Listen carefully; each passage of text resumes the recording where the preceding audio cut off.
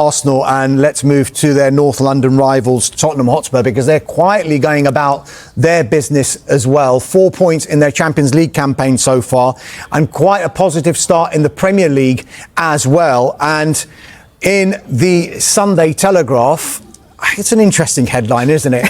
The nicest man in football to thank as Spurs turn nasty. Jason, a gritty win. It continues a great start. Are we seeing a different Tottenham Hotspur now? Yeah, I probably agree with the first half of that statement. I'm not sure they were nasty necessarily, but he is the nicest man in football. So I think Spurs have lucked out with this appointment. I think they really have. I think he's the right man for them right now. He'll do the job to get them back to where they want to be. And then I think he will adapt and move forward as a coach. He needed to make this move. I think it was time to leave Brentford. I think if he's going to go to that next level as a manager, he needed to do that. So I think we are seeing a different Tottenham. They would have lost that game last season. Definitely they would have lost that game last season going into an international break on the back of a European match. We could have written the script. They'd have lost that game, probably lost it quite badly actually, but they're not losing those games anymore. Now, they're in a pragmatic phase. Tottenham fans probably aren't seeing quite the football they want to see, but listen, they're winning. I mean, what do they want? They're winning at the moment. Give the guy a chance, And I think, as I say, I really think it was a smart appointment by Tottenham, the right appointment at the right time for them to make the change. It was tough on Postecoglou, but I think that had run its course. I think if they obviously looking at the Premier League in particular, they want to get back into that top four. They've got every chance of doing that with Thomas Frank. And if he does do that, that'll be a magnificent achievement in his first season, in which he's obviously transitioning the team, transitioning the squad, coming into a new club. Hierarchy's changed at the club. But he's fine. He's absolutely fine. And he's brilliant to deal with. He's brilliant around the players. I think they really have got a great manager there. I think everyone has good experiences when they speak to Thomas Frank, Julian.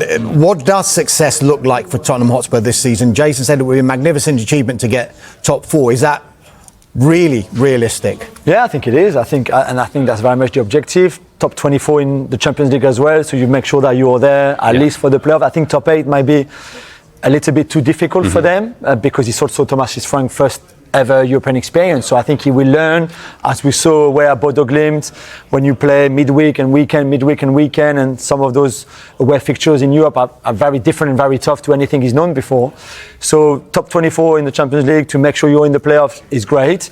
And then in the league, it's a top 5 finish because I still think that 5th place will qualify for the Champions League next season anyway. So top 5 should be very much realistic, A goal and a welcome goal for Mathys Tel yesterday. What's the view in France on Tel and what he's done for Tottenham Hotspur so far? It's been difficult. He was a prodigy when he was a young boy. I mean, he's from Paris as well, so I've got a lot of sympathy, of course, and time for him, as you know.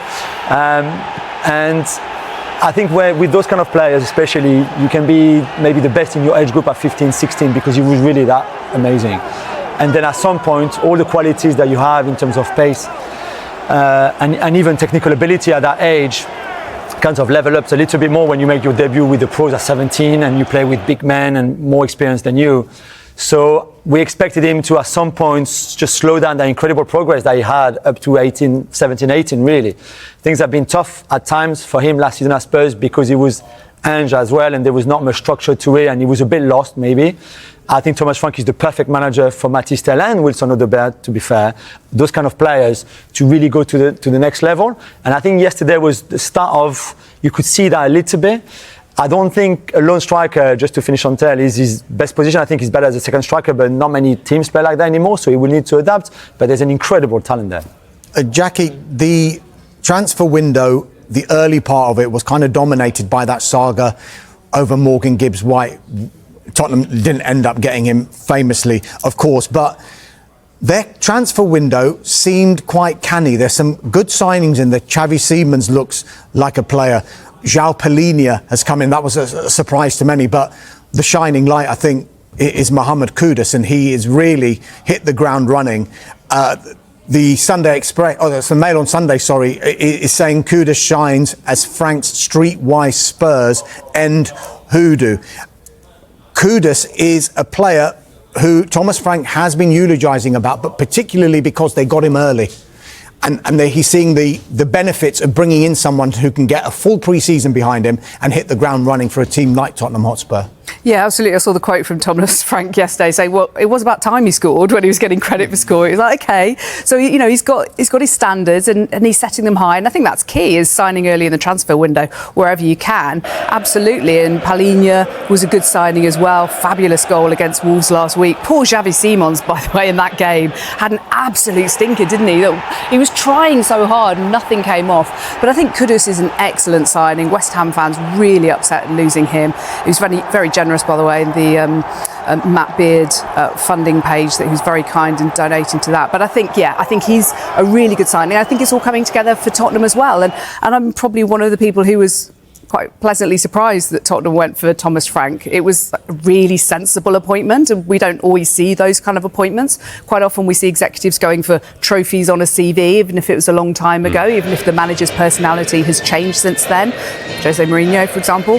But Frank, excellent appointment, and the whole culture, former school teacher, having worked his way up from the very, very bottom, and he's again changing that culture at that whole club, and I think they'll thrive under him. Jason, I spoke to one West Ham United fan when there was talk about Kudus leaving the club. Yeah. He said to me he would rather sell Kudus for 50 million to Saudi Arabia than to Tottenham Hotspur for 80 million. Yeah. In the end, Tottenham Hotspur got him for 50 million. It looks like a bargain, this deal now, doesn't it? Yeah, it was the first deal between the clubs for about 12 years or something, wasn't it? I think. Yeah, there was almost like some. Scott Parker, was it? I can't remember if it was Scott Parker or Robbie Keane. I can't remember who it was. Yeah, but it's the first. It was almost like an unofficial transfer ban between the pair, wasn't there? It was Parker. It was Parker. Tottenham There Hotspur, we go. All right. Supporting producers just told me. So yeah, there was almost like an unofficial transfer ban between the clubs for such a long period of time, and we know the acrimony between the sets of fans and stuff. But I think what's interesting, I was speaking to people at West Ham last season. They were quite keen to sell him. They were quite keen to sell him. They thought he was one of the assets that could go. The one they were never going to sell was Bowen. I think everyone else could possibly leave, but he was obviously one that was looking to leave, and they were keen to sell. But I was slightly surprised the fee wasn't a little bit higher as well. I thought with the Premier League to Premier League deal like that, they might try to push it a bit higher. So they didn't really make a huge profit on him. So I was quite surprised by that as well. But yeah, it's definitely a deal that West Ham will probably come to regret. It's just the consistency with him, right? Because he's a very talented player, there's no doubt. But like Jackie said, 1 goal in 7 is just not enough for somebody who's that good. So there's a few assists there. Some. His general play is very good, though, isn't it? I mean, his ball carrying good abilities, it makes a big difference to him. I was at the Super Cup, and he just on the ball, he was just taking the ball at the pitch and buying them time, winning them free kicks. He won the free kick from which they scored the first goal. There's things like that which we talk about goals, and obviously he has to score more goals. But I think his general play has been pretty good. Yeah, absolutely. It's a real shame they don't have James Maddison this season. I think with that injury, is such a killer, and just his personality as well, his infectious personality. I think he would have been so good under Thomas Frank, and he will be when he comes back. But I just really feel for him and for the side, because he brings something different. Xavi Simons plays as a 10 in this game, and that was a big difference compared to when he played on the left-hand side, which was his position at Leipzig. He can play there well, same with the Netherlands.